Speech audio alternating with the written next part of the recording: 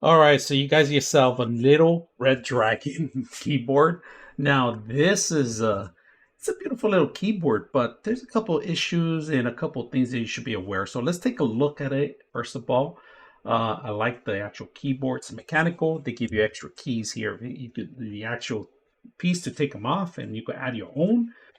If you want softer ones, they give you four of them. Of course, this soft as it is, they give you a wire. The wire has a two extra connection. It expands to a Type C in case you want Type C to Type C or Type A to Type A as C. All right. So you got this mechanical keyboard and you're trying to figure out how to actually change the time in here and do other functions. So I'm going to show you a couple things I was able to do. Unfortunately, I was able to change the time and it's giving me a timer pretty much. I tried connecting it different ways. I'm going to show you exactly what I did right now. So first of all, let me talk a little bit more in depth on the actual keyboard. Right now, it has a USB that you could connect to it, 2.4 hertz. It resides on the side of it. On the other side, it's going to give you the actual key commands control, right? 2.4, that's what we currently have. We have off. If you want to connect your keyboard to a wire and get the fastest connection, that would be it. Now, you do have Bluetooth, which is built into the system. Very simple to install. It starts blinking. You'll find it automatically when it says Redragon, and you connect to it. Now, one of the best things I like it's really light. It does have the kickstands in the back, if you guys see it. It has two options. It has the smaller version, if you guys can see that, and then, of course, it has the larger version, right? So I like both of them in case you're going to take it out for traveling. This fits perfect on anybody's backpack. It's very small, very petite. If you guys can see, if it's almost not entire my hand, it's halfway through my hand. So, but I like the actual monitor itself. Out of the box, you're going to have a lot of complications trying to figure out the language, right? To change the language, you're going to have to actually scroll all the way to where it says languages. It's not going to say languages. It's going to be a little icon, the little icon, and that's where you only see two options, EN and in Chinese. All right, so we're going to go EN. We're not going to go Mandarin. And then from here, you have other options. You could click on effects. And in effects, you could change a couple things. There's an option. You go to colors. You can change the colors right off the bat. Green, purple, yellow, and so forth. But it changes. They give you more options. Oh, they have all these little buttons at the bottom that actually give you more options. All right, this keyboard has a lot of hidden talents, and I'm going to show you what I'm talking about.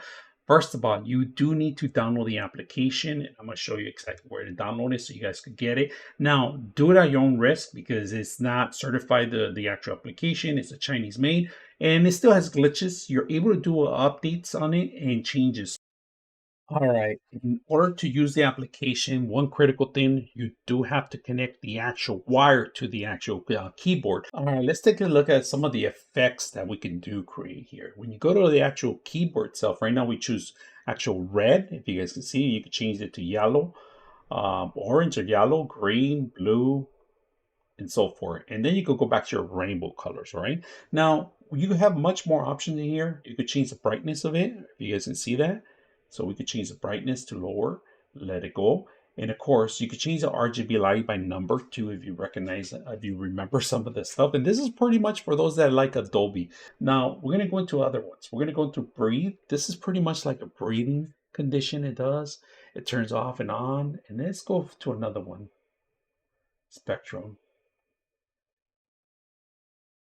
We're gonna go a couple of keyboards so you guys can see. I did turn off the lights in here so you guys can see it better. Rain. Look at the rain one. You guys can see it from the actual. This is a pretty good one. I actually like this. My favorite one is the one that we type away. And the ripples come in here. The ripples when you actually type. This is the one I was talking about. You key a command and it just opens up. I like this one. Let's go to stars. This is pretty much just opening different keys. And then of course reaction is like that's another one that you click on it and it stays there functioning for a bit. You guys can see that space and it does all that. So you could change it to whatever you want and put normal if you guys can see that because it's pretty much just make sure that you're lighting up all the effects and all the things, but you're able to change this and even create your own actual lighting effects in here, which I like about the actual software. But other than the software, let's test out the audio on it and talk a little bit more about the pros and cons about this. So let's go ahead and do that. All right, let's test out the actual keyboard, all right, the audio. Look how soft it is.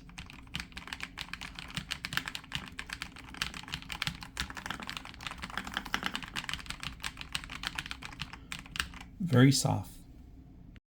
All right. The only reason I bought this one is because I like to have the controls in front for audio, and it had a screen. It was like a plus for me. You know, I was able to actually monitor certain things, but unfortunately, it didn't quite hit the right spot for me on this one. It's one of those things that I do like the keyboard, the functions, and everything, but unfortunately, the thing that got me is that the timer. I couldn't change the time, and if I can't manipulate or change anything, I don't really, it's not really useful for me to have that little screen in there. If it was a timer in there, it would have been perfect. I would have watched the time, changed the clock, and so forth. Because sometimes we're all in a rush. Best thing we always look down is always a keyboard. So that's for me was a little downer on that. The application itself was very little bit complicated because a lot of things that are in there are not functioning correctly. I had to turn it off and on. It was able to actually pick up the keyboard is great with to travel with. I like the three options. You got Bluetooth, you got the 2.4 hertz USB on the side that you have it saved, and then you could actually use a wire too. On the video picture that I saw, and when I purchased it, it was a different type of wire. It had a curve. It was more like elastic. This is a different cable that they gave me, but it was an upgrade because they actually have a Type A to Type C.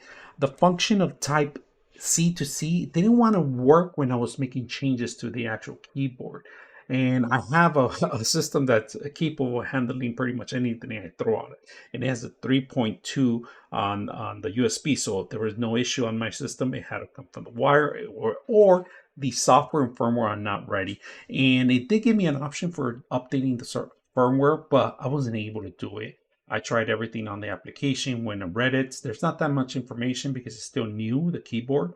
But overall, it's very slim, small, petite, and it might be useful for you. So I hope you guys enjoyed the video.